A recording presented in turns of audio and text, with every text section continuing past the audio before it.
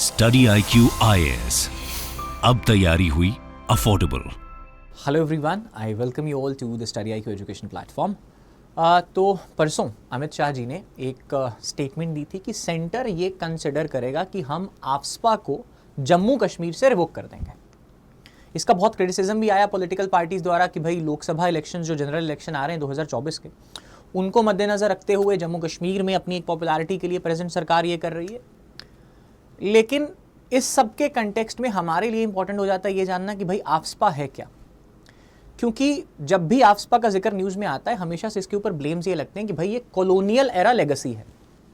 ये कानून तो ब्रिटिशर्स लेके आए थे और ब्रिटिशर्स जब हमारे ऊपर ये कानून लेके आए थे वो क्विट इंडिया मूवमेंट को कंट्रोल करने के लिए था। और ब्रिटिशर्स जैसी जो तानाशाह पावर हमारे पे थी, उनके लिए ऐसा एक्ट लाके भारत में क्विट इंडिया मूवमेंट को कंट्रोल करना can be justified to some extent, but is it justified with the present democratic government in India to have certain laws for the security of the nation?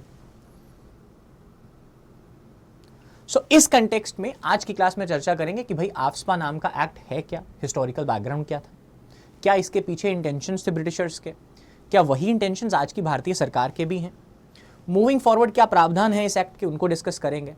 फिर एक सवाल उठता है AFSPA के बारे में कि बहुत सारे लोग बोलते हैं it is a necessary evil. क्या सच में आफ्सपा नेसेसरी ईवल है? क्या इसके पॉजिटिव्स हैं, क्या नेगेटिव हैं? क्या कानून है आफ्सपा को लेके भारत में? कौन आफ्सपा लगा सकता है? कौन से इसके सेक्शंस हैं? आज सबके बारे में विचार में डिस्कस करेंगे। सबसे पहले अगर हम इसका हिस्टोरिकल एस्पेक्ट देखें तो 8 अगस्त 1942 में भारत में क्विट इंडिया मूवमेंट आया था। और क्विट इंडिया मूवमेंट के तहत हमने अंग्रेजों को बोला था कि भाई आप भारत छोड़ दीजिए। इसी टाइम के ऊपर भारत के जो वॉइसरॉय थे उनका नाम था वॉइसरॉय लॉर्ड लिनलिथगॉ।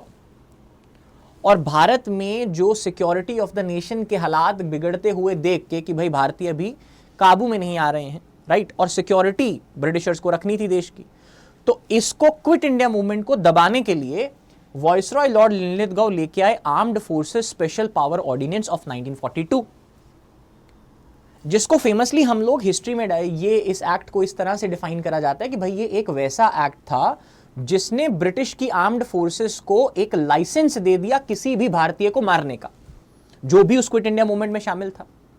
और इसका हवाला यह दिया गया कि भाई ये लाइसेंस टू किल इसलिए दिया जा रहा है क्योंकि अगर ये नहीं होगा तो भारत के अंदर इंटरनल डिस्टर्बेंस आ जाएगी।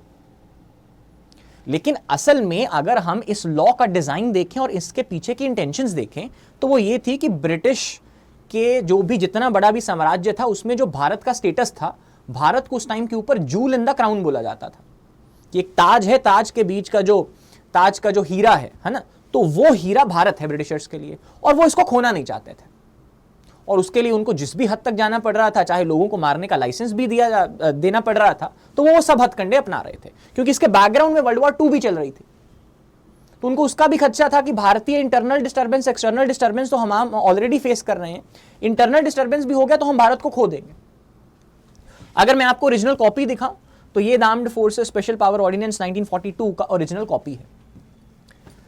लेकिन अगर हम फिर आजादी की ओर बढ़ें तो 1947 में जब हमारा पार्टीशन हुआ तो उस वक्त के ऊपर भी भारत के जो हालात थे वो इंटरनली डिस्टर्बेंस भारत में तब भी चल रही थी। आपको ये भी पता होगा कि भाई पंजाब वाले एरिया में, कलकत्ता वाले एरिया में, इन सब एरियाज में बहुत ज्यादा दंगे फसाद भी हुए ना। भारतीय गवर्नमेंट ने 1947 में, अभी तक हमारा संविधान नहीं बना है, वो 26 जनवरी 1950 को जाके बनेगा, तो इस सिचुएशन में भारतीय गवर्नमेंट ने 1947 में 4 स्टेट्स में सिमिलर मैकेनिज्म जो 1942 में लॉर्ड लिनलिथगॉ लेके आए थे सिचुएशन को कंट्रोल करने के लिए, बंगाल, असम, ईस्ट बंगाल और यूनाइटेड प्रोविंस में लेके आई। लेकिन अभी भी हम इसको मान सकते हैं कि इस वक्त के ऊपर भी जो हमारे गवर्नर जनरल थे वो लॉर्ड माउंटबेटन थे और हमारे पास 26 जनवरी तक अभी भी हमारा स्टेटस ट्रूली इंडिपेंडेंट नहीं था। हम अभी भी एक डोमिनियन स्टेटस थे। हमारे जो भारत को दर्जा दिया गया था वो डोमिनियन स्टेटस का दिया गया था कि अभी भी हम जो हेड ऑफ द स्टेट है वो ब्रिटेन की महारानी को ही मानेंगे। लेकिन अगर हम इस बात को जस्टिफाई करते हैं तो पोस्ट इंडिपेंडेंस वाली बात को कैसे जस्टिफाई करेंगे? पोस्ट इंडिपेंडेंस में भी कुछ ऐसा ही हुआ। तो आजादी के बाद सबसे पहले जो हमें जरूरत पड़ी आफ्सपा की तो वो नॉर्थ ईस्ट में थी। अगर हम नॉर्थ ईस्ट की बात करें तो नॉर्थ ईस्ट में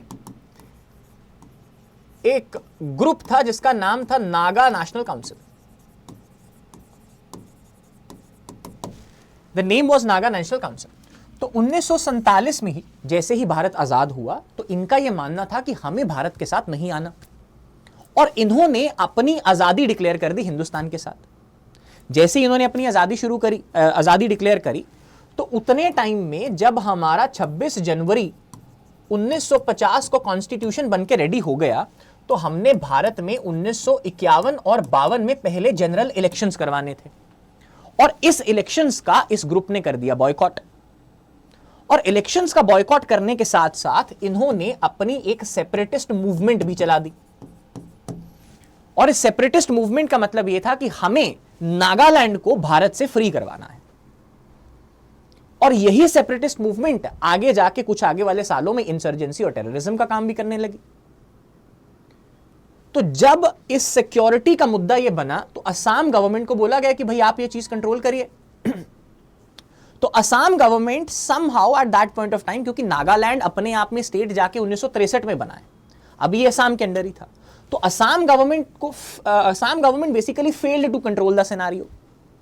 तो उस सिचुएशन में सबसे पहली बार भारतीय सरकार ने आफ्स्पा का जो लॉ था वो भारत में लेके आई, एंड उसका नाम रखा गया armed forces special powers Assam and Manipur act of 1958। तो ये थी background story post independence Bharat में पहला आफ्स्पा एक्ट आने की। अभी अगर हम आगे बढ़े तो दो और भी स्टेट्स हैं, पंजाब एंड चंडीगढ़ में भी 1983 में लेके आए।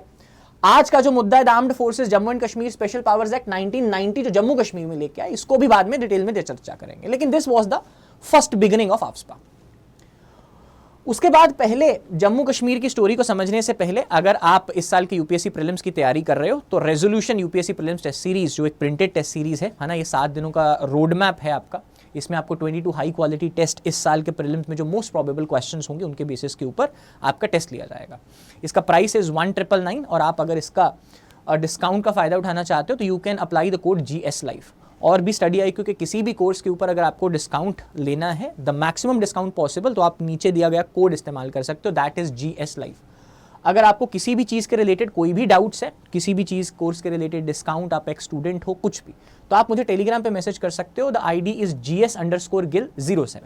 ठीक है, चलिए अगर हम उसके बाद हिस्ट्री जानने के बाद इसके फीचर्स की बात करें तो सबसे पहला फीचर है कि भाई हम ये समझते हैं कि ये लगता कैसे है।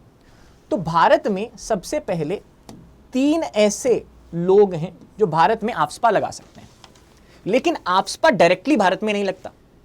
आफ्स्पा को भारत में लगाने के लिए पहले उस क्षेत्र को एक डिस्टर्ब्ड एरिया घोषित करना पड़ता है, और इस किसी भी एरिया को डिस्टर्ब्ड एरिया घोषित करने की पावर हमने भारत में 3 लोगों को दी है।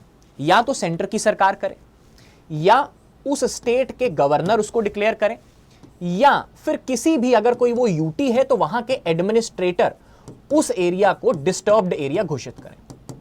भाई ये एरिया अभी एक डिस्टर्ब्ड एरिया है। मोमेंट इस एरिया को डिस्टर्ब्ड एरिया घोषित कर दिया जाएगा, तुरंत उसके बाद सेंटर की सरकार यहां पे आफ्स्पा एक्ट ले आएगी।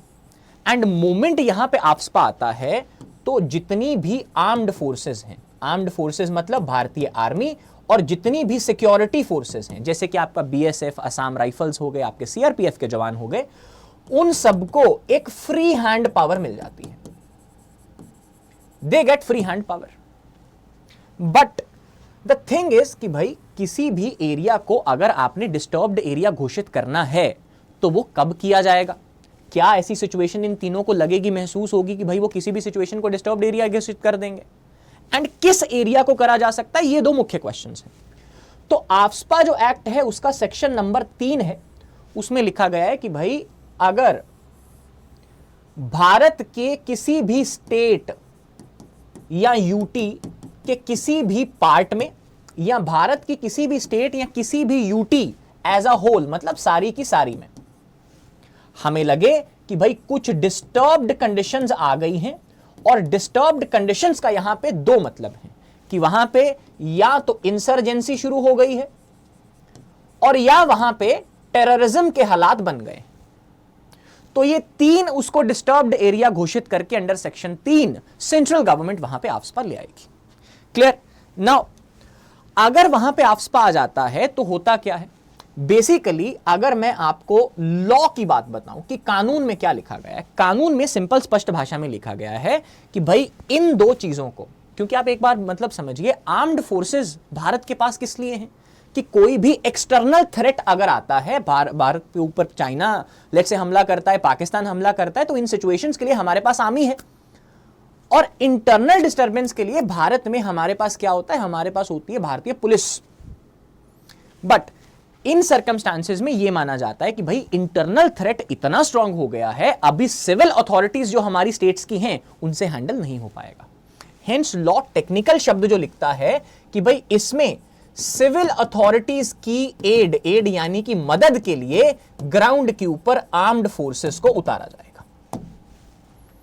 यह है इस एक्ट के फीचर्स कि भाई फीचर्स मतलब लॉ लगता कैसे है। उसके बाद अगर हम इसका लॉजिक समझें कि भाई इन सब के पीछे लॉजिक क्या है, कल को आफ्सपा जैसा कोई और भी कानून भारतीय पार्लियामेंट लेके आएगा और ये सब बोल देगा, क्या संविधान इसकी इजाजत देता है क्या? तो भारतीय कॉन्स्टिट्यूशन में there is this article called as article number 355।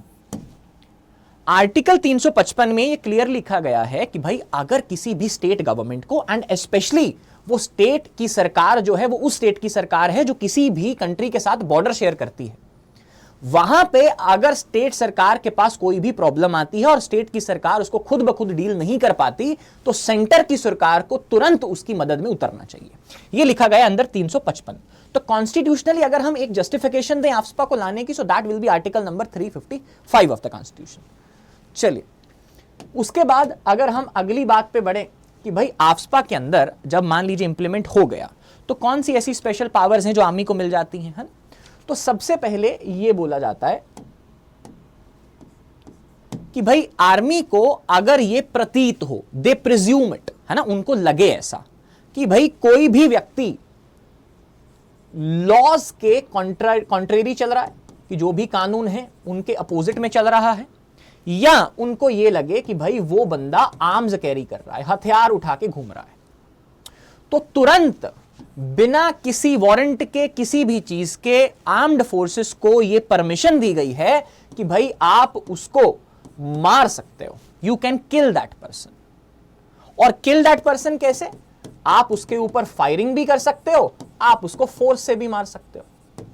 पहली पावर तो यह है, पावर टू किल और लाइसेंस टू किल, जो हम पहले इंटेंशंस की बात कर रहे थे। दूसरी चीज, सेकेंड पावर जो दी गई है कि भाई अगर आपको लगता है कि भाई ये व्यक्ति, एनी इंडिविजुअल, उसने कोई भी क्राइम कमिट कर दिया है, या आर्म्ड फोर्सेस को यह प्रतीत हो कि भाई वो क्राइम कमिट करेगा इन फ्यूचर, दोनों में से कुछ भी लगता है कि भाई उसने कर दिया या करेगा, दोनों सिचुएशंस में विदाउट वारंट आप उसको अरेस्ट कर सकते हो। आपको वारंट की जरूरत आर्म्ड फोर्सेस को नहीं है। तीसरी चीज, आर्म्ड फोर्सेस किसी की भी प्रीमाइसेस को विदाउट एनी वारंट कभी भी किसी के भी घर पे जाके कुछ भी छानबीन कर सकती है। जिन स्टेट्स में ये लगा है, आप उनके, अगर आपके किसी के साथ कांटेक्ट है, नॉर्थ ईस्ट में आपका कोई दोस्त है, मित्र है, जम्मू कश्मीर में या पंजाब में, उनसे सिचुएशन पूछिए। It's a very havoc. आप इमेजिन कीजिए, आप रात को अपने घर पे सो रहे हो, police is entering your premises without any warning, आपका सब कपड़े वपड़े इधर उधर करके वो तलाशी करके जा रहे हैं। सो एक इसमें जो प्रोविजन है, विदाउट एनी वारंट किसी भी प्रीमाइस को सर्च करा जा सकता है, एंड सर्च ये भी नहीं पूछता, किसी भी हद तक जाके सर्च के परमिशन है इसमें। उसके बाद चौथा, अगर आर्म्ड फोर्सेस को फिर से ये फील होता है, फिर से दे प्रिज्यूम इट कि भाई एक पर्टिकुलर बिल्डिंग है, उस बिल्डिंग को टेररिस्ट ने या तो अपना हाइड आउट बनाया हुआ है, या ये पूरे चांसेस हैं कि कल को इस बिल्डिंग का इस्तेमाल करके टेररिस्ट इसको हाइड आउट बना सकते हैं इन फ्यूचर, तो उस बिल्डिंग को तुरंत वो लोग डिमोलिश कर सकते हैं। अभी इन फीचर्स में आप एक चीज कॉमन प्रिज्यूम करें। कॉमन चीज जो इन सब में है वो है एक प्रिजम्पशन कि भाई यहां तो ऐसा हो गया, या उन्हें लगे कि ऐसा हो सकता है। द प्रॉब्लम हियर इज, जो प्रिजम्पशन है ना, ये एक ह्यूमन का माइंड कर रहा है, and human mind can always be susceptible to errors. वहां पे तो एरर हो ही सकते हैं, क्योंकि ये प्रिज्यूम हो सकता है, ये ह्यूमन का दिमाग सोच रहा है, this is a rational which is playing a role here, and rational 50% times it can be correct but it also can be wrong. लेकिन अगर हम ओवरऑल भारतीय जस्टिस प्रणाली की बात करें तो भारतीय जस्टिस प्रणाली तो ये बोलती है कि भाई 100 जो गुनाहगार लोग हैं वो छूट जाएं, लेकिन कभी भी एक जो बेगुनाह है उसको ना पकड़ा जाए। तो ये तो उसके बिल्कुल कॉन्ट्रावेंशन में है। तो ये एक चीज इसका बहुत बड़ा क्रिटिसिज्म बन जाती है, राइट। मूविंग फॉरवर्ड, अगर हम आगे की बात करें कि भाई आफ्स्पा के अंदर कौन कौन सी स्पेशल पावर्स दी गई हैं, तो एक स्पेशल पावर है जो इसका सबसे तगड़ा क्रिटिसिज्म भी बनती है, वो है आफ्स्पा एक्ट का सेक्शन नंबर 6। आप सबने पिछली स्लाइड के ऊपर पावर्स तो देखी ली कि भाई कौन कौन सी पावर्स दी जाती है। अब प्रॉब्लम एक और भी है, आर्म्ड फोर्सेस। आप एक बात समझिए कि भाई आर्म्ड फोर्सेस को आइडली हैं तो वो भी ह्यूमंस ही। आप एक और भी बात समझिए कि भाई लेट से आर्म्ड फोर्सेस को किसी व्यक्ति को मारना पड़ भी रहा है तो उनको अपना कितना मोरल स्ट्रांग करना होगा, एक देश की सिक्योरिटी के लिए कितना उन्हें एक मोटिवेशन चाहिए होगी।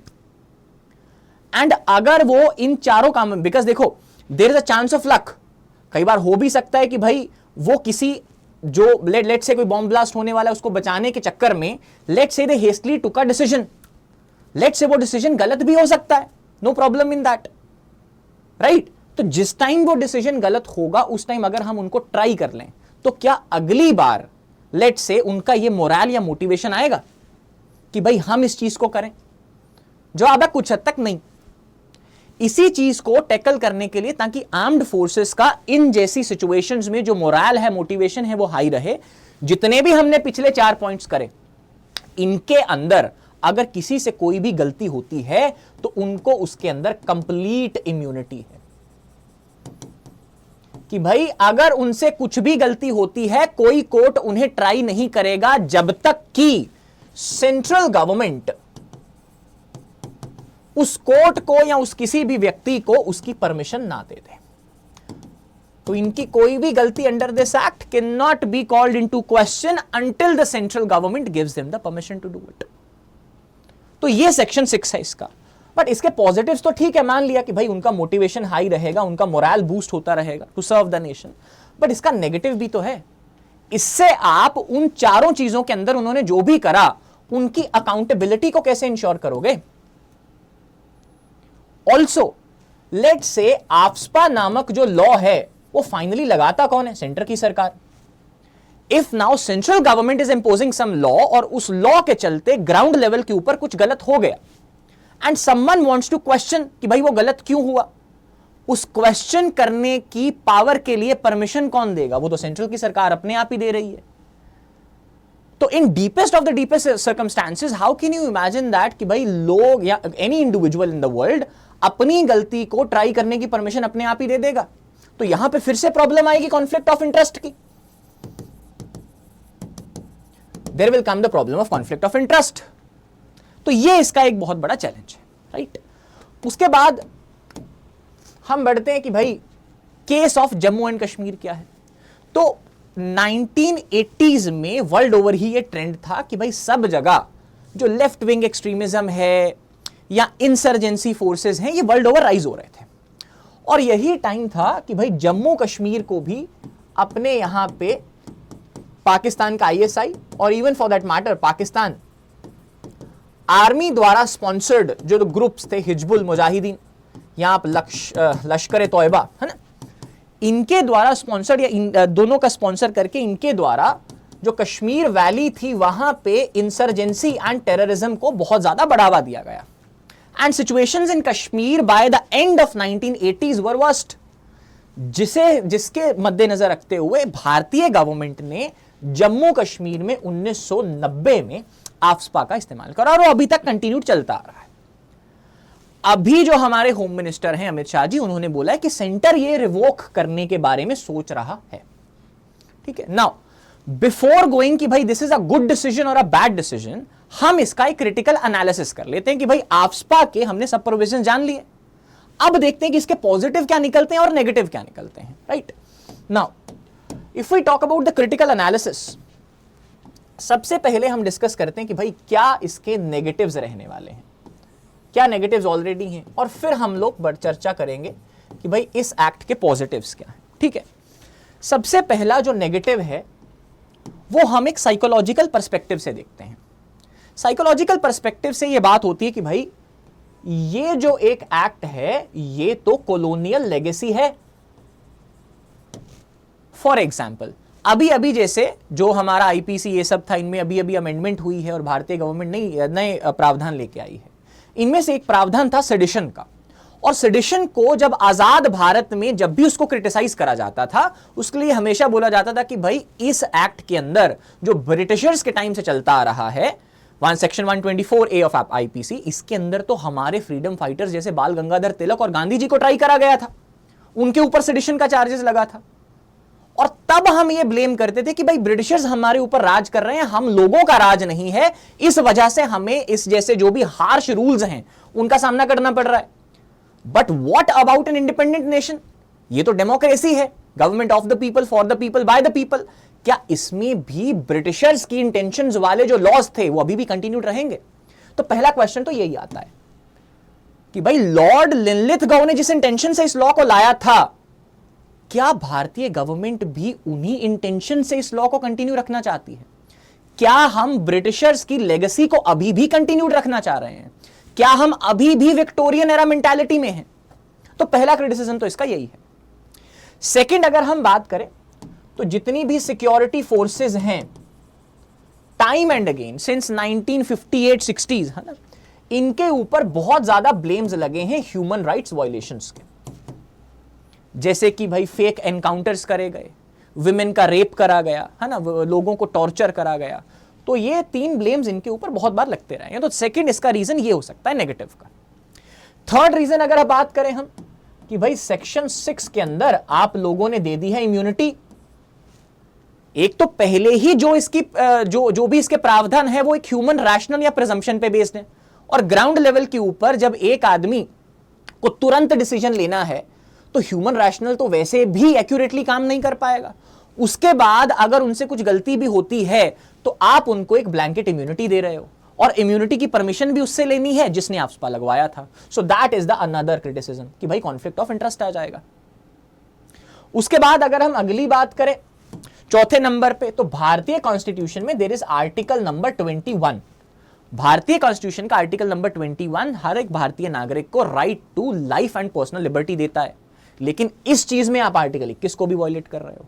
दूसरा, भारतीय कॉन्स्टिट्यूशन में आर्टिकल 22 है जो भारतीय लोगों को अरेस्ट के केसेस में कुछ प्रोटेक्शंस देता है, एंड इसमें जब वो अरेस्ट करने आ रहे थे वो कैसे था? Without warrant. तो ये आर्टिकल 22 को भी वायलेट करता है। तो दो तो फंडामेंटल राइट्स वायलेट करता है ये। उसके बाद अगर हम आगे बढ़े और हम इंटरनेशनल कम्युनिटी की बात करें, वैसे तो बहुत सारी कम्युनिटीज ने भारत के आफ्सपा के एक्ट को बोला है कि भाई इट शुड बी रिपील्ड, लेकिन अगर मैं आपको 2 चुनिंदा नाम लूं, संयुक्त राष्ट्र यानी कि United Nations and United Nations का ह्यूमन राइट्स काउंसिल, इन दोनों ने बोला है कि भारत का आफ्सपा एक्ट तुरंत भाव से रिपील होना चाहिए। They are also not in support of that because of the human rights violations जो इस एक्ट के अंदर करी गई। उसके बाद अगर मैं पॉजिटिव्स की बात करूं या हम ये बात करें कि भाई इस एक्ट को हम जस्टिफाई कैसे कर सकते हैं गवर्नमेंट के नजरिए से, कि हाउ इट इज जस्टिफाइड या how we can justify it. सबसे पहला तो यही है कि भाई this act is a necessary evil. This act is a necessary evil. एक अगर सरल भाषा में कि बच्चे को, छोटे को इंजेक्शन लगता है, इंजेक्शन जरूरी है, उसको दर्द होती है इंजेक्शन से, but that injection is very much required, है ना, उसको उसी की इम्यूनिटी हम लोग स्ट्रॉन्ग कर रहे हैं। सो एक तो इसका ये हो सकता है कि it is a necessary evil जो हमें भारत की sovereignty and security of the nation को सिक्योर करने के लिए चाहिए। दूसरी अगर हम बात करें तो सेंट्रल गवर्नमेंट ने जो ये था सेक्शन 6 वाली बात थी, इसके अंदर उन्होंने कंप्लीटली इस बात को डिनाई करा और बोला है कि इस एक्ट के अंदर जो सेक्शन 6 है वो इम्यूनिटी देता है, but there is not complete immunity, proper immunity नहीं है। और किसी ने पूछ लिया कि भाई कैसे, तो सेंट्रल गवर्नमेंट सेड कि भाई एक there was this place called as Amshipura. तो अमशीपुरा में फेक एनकाउंटर हुआ था जम्मू कश्मीर में 2020 में। उसके अंदर जिन भी ऑफिसर्स का नाम आया था उन सब के सब को कोर्ट मार्शल किया गया था, दे वर कोर्ट मार्शल्ड। तो कंप्लीट इम्यूनिटी नामक कोई चीज नहीं है। और इसी का हवाला देके आप ये भी बोल सकते हो, कोर्ट मार्शल का हवाला देके, कि भाई जो हमने पहले क्रिटिसिज्म करा कि किसी की कोई अकाउंटेबिलिटी नहीं रख रहा, तो अकाउंटेबिलिटी वाला फैक्टर तो है, कुछ हद तक अकाउंटेबिलिटी रखी जा रही है, दैट वी कैन एक्सेप्ट। उसके बाद सेंट्रल गवर्नमेंट ये बोलती है कि भाई एक्ट के अंदर ये बात जरूर लिखी गई है कि भाई अगर आपको लगता है कि भाई कोई भी बंदा आर्म कैरी कर रहा है या कोई भी क्राइम कमिट करेगा, उसके ऊपर आप फायर खोल सकते हो, कब तक, टिल हिज डेथ, या आप फोर्स का इस्तेमाल कर सकते हो। बट हम अगर एक्ट में नहीं भी लिखा गया, this is a clear instruction to the security forces कि ये करने से पहले, फायर ओपन करने से पहले एक वार्निंग आपको जरूर देनी है। सो एक बफर जोन यहां पे भी सेंट्रल गवर्नमेंट ने इस एक्ट को डिफेंड करते हुए बोला है। अगर हम उसके बाद बात करें कि भाई जब भी आर्म्ड फोर्सेस काम करती हैं तो they are always acting in aid of civil authorities, full power नहीं है, सिविल अथॉरिटीज की मदद करने के लिए आर्म्ड फोर्सेस हैं। आप ये नहीं बोल सकते कि कंप्लीट लाइसेंस टू किल ही हमने दे दिया है। एंड लास्ट जो है वो सेंट्रल गवर्नमेंट ने ये बोला है कि भाई इस एक्ट को अगर हमने किसी भी स्टेट में एक बार लगा दिया है तो हर एक 6 महीने बाद हमारी एक कमेटी उसको रिव्यू करती है कि भाई क्या इसको आगे एक्सटेंड करना चाहिए या नहीं करना चाहिए। If the committee feels the need कि भाई 6 महीने बाद भी हमें जरूरत है इसको एक्सटेंड करने की, उसी कंडीशंस में इसको एक्सटेंड कर दिया जाता है, नहीं तो इसको हटा दिया जाता है। सो ये इसका, हम इसको कुछ 5-6 पॉइंट से जस्टिफाई भी कर सकते हैं। मूविंग फॉरवर्ड अगर हम देखें कि भाई भारतीय उच्च न्यायालय है जो सुप्रीम कोर्ट है ना, तो उन्होंने अपनी जजमेंट्स में क्या बोला है, तो सुप्रीम कोर्ट जजमेंट्स में there is a varying stands. अगर मैं आपको सुप्रीम कोर्ट जजमेंट्स की हम लोग बात करें तो हम इनको मुख्य तौर के ऊपर कुछ 3 भाग में बांट सकते हैं, ठीक है। सबसे पहले हमारे पास है नागा पीपल्स मूवमेंट,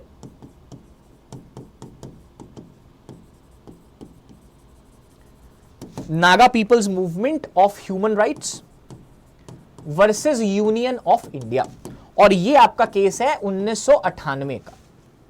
इसमें सुप्रीम कोर्ट ने क्लियरली बोला कि भाई ये एक्ट गलत नहीं है, इट शुड बी कंटिन्यूड। इस एक्ट में जो भी कुछ है वो आर्बिट्रेरी नहीं है। इस एक्ट में जो भी कुछ करा जा रहा है उस करने के पीछे की जो इंटेंशंस हैं वो सरकार की इंटेंशंस अनरीजनेबल नहीं है, वो रीजनेबल इंटेंशंस हैं, ये चाहिए भारत की सिक्योरिटी के लिए। दूसरा जो केस आता है वो आता है extra judicial killings, extra judicial killings victim family, कि भाई जिनको एक्स्ट्रा जुडिशियल किलिंग्स में मारा गया उनके जो पीड़ित फैमिलीज हैं उनका एक गठन था। और ये क्यों बना था, क्योंकि एक रिपोर्ट में पता लगा कि भाई 1960 में लेके मणिपुर में अभी तक 1528 लोगों को, बेगुनाह लोगों को फेक एनकाउंटर्स में मार दिया गया है। उसके बाद ये केस हुआ था, और ये केस है आपका 2016 का case. This was also versus union of India, government, भारतीय गवर्नमेंट के खिलाफ। इसने, उन्होंने बोला, सुप्रीम कोर्ट का जो वर्डिक्ट था, जो इंक्वायरी बैठाई गई थी, उसने बोला कि भाई जो भी हमने डेथ को इंक्वायर करा है डिस्टर्ब्ड एरिया में, majority of them are with fake encounters, majority of them गलत है, majority of them, every death in disturbed area is of fake encounters. उसके बाद इन्होंने बोला कि भाई जो इस कानून में आपने एब्सोल्यूट इम्यूनिटी दी है, जो हमने सेक्शन 6 करा, उसको भी भारतीय सुप्रीम कोर्ट ने क्रिटिसाइज करा। यह है 2016 की जजमेंट। और तीसरा अगर हम बात करें तो 2017 में इसी के ऊपर एक PIL भी फाइल करा गया था, और PIL में जो सुप्रीम कोर्ट था उसने बोला कि भाई हाँ, हम ये बात मानते हैं और अब से हम परमिशन देते हैं कि भाई CBI नामक एजेंसी है जो भारत में, वो अगर कोई केस मिलता है फेक एनकाउंटर का, कोई भी फर्जी किलिंग का केस मिलता है, तो अब से CBI उन मुद्दों को इंक्वायर करेगा। तो अगर हम इस एक्ट की जस्टिफिकेशन में जाएं अभी, तो एक पॉइंट ये भी इनकलकेट हो सकता है कि 2017 में जो PIL फाइल करी गई थी, उस केस में सुप्रीम कोर्ट ने जो CBI को परमिशन दे दी है, वो भी अभी एक जस्टिफिकेशन बन सकता है कि this act can be continued in nature. Clear? तो ये था सुप्रीम कोर्ट ऑफ इंडिया का स्टैंस। मूविंग फॉरवर्ड अगर हम आगे बढ़े तो भारतीय गवर्नमेंट ने भी टाइम टू टाइम कमेटीज बनाई हैं। उनमें से 2 फेमस कमेटीज हैं। एक आपकी कमेटी है BP जीवन रेड्डी कमेटी,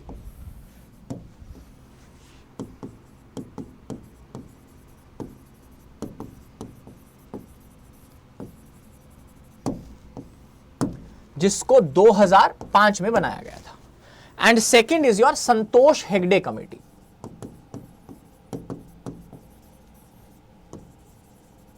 जिसको भारतीय सरकार ने 2013 में बनाया था। अगर हम बीपी जीवन रेड्डी कमेटी की बात करें तो एक थंगजाम मनोरामा करके व्यक्ति थे जिनको असम राइफल्स ने मणिपुर में मारा था, एंड इट वाज ब्लेम्ड कि भाई this was a fake encounter and that was an extra judicial killing. तो इसके ऊपर जब बीपी जीवन रेड्डी कमेटी बनाई गई तो इस कमेटी ने जब इसके ऊपर तफ्तीश करी, उन्होंने बोला कि भाई तुरंत भाव से आफ्स्पा एक्ट को रिपील कर दिया जाना चाहिए, इट शुड बी रिपील्ड। किसी ने पूछा कि भाई क्यों? इट सेड दैट कि भाई this law itself is a controversial law, ये एक कंट्रोवर्शियल लॉ है। किसी ने फिर से पूछा कि भाई सर कंट्रोवर्शियल लॉ क्यों है?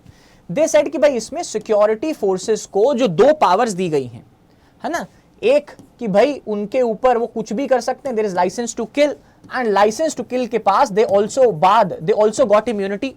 तो ये दोनों चीजों की वजह से this act should be repealed. और फिर उन्होंने बोला कि भाई भारत में टेररिज्म या इंसर्जेंसी को काउंटर करने के लिए ऑलरेडी भारतीय गवर्नमेंट के पास यूएपीए एक्ट है, तो आप यूएपीए एक्ट को कुछ इस तरीके से अमेंड करो कि आफ्स्पा में कुछ प्रोविजंस आप यूएपीए में इनकलकेट करके यूएपीए को रन कीजिए। सो यू अमेंड यूएपीए, आप आफ्स्पा को रिपील करो और यूएपीए में टेररिज्म को कुछ डील करने के लिए या इंसर्जेंसी को डील करने के लिए कुछ प्रोविजंस लगाओ। ये थी बीपी जीवन रेड्डी कमेटी की रिकमेंडेशंस। मूविंग फॉरवर्ड, अगर हम संतोष हेगड़े कमेटी की बात करें तो जो मैंने बताया था 1528 किलिंग्स हुई है ना मणिपुर में सिंस 1979 से या 1960 से, इनमें से इस कमेटी ने 6 केसेस की तफ्तीश करी और इस कमेटी ने पाया कि भाई 6 में से 6 case were not genuine encounters, सब के सब इलीगल एनकाउंटर्स थे जिन भी 6 केसेस की कमेटी ने तफ्तीश करी, है ना। And rest it said that कि भाई ये जो आफ्स्पा है इसमें आप सिक्योरिटी फोर्सेस को डिसप्रपोर्शनेट पावर दे रहे हो, विच इज नॉट करेक्ट। तो ये था गवर्नमेंट कमिटीज का स्टैंड, राइट। तो ये थी सारे के सारे आफ्स्पा की अंडरस्टैंडिंग, है ना। क्लास को एंड करने से पहले एक मेंस का क्वेश्चन मैं आप लोगों को दे रहा हूं, वो आप कमेंट्स में नीचे मेंशन कीजिएगा, एंड आपके भी क्या विचार हैं आफ्स्पा को लेके कि भाई शुड इट बी कंटिन्यूड और not, just tell me. AFSPA is a necessary evil. AFSPA is a necessary evil. In this context,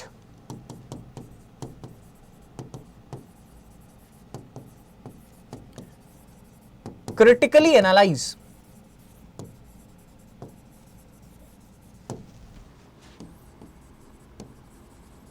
the continuation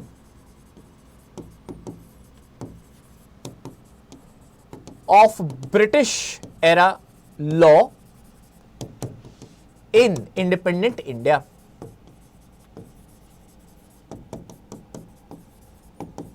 Of 21st century.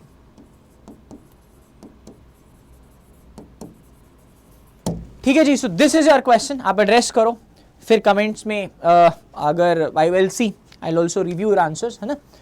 उसके बाद the last information, study IQ has brought EMI options till 31st March. You have no cost EMI options on all the available courses. अगर आपको इनके बारे में कोई भी information चाहिए कि कैसे यू कैन सब्सक्राइब और you can avail this benefit of zero cost EMI, so you can contact me on GS_Gill07 on Telegram. आप मुझसे यहां पे कॉन्टैक्ट कर सकते हो, ठीक है। So thank you so much, see you guys. Study IQ IAS, अब तैयारी हुई अफोर्डेबल।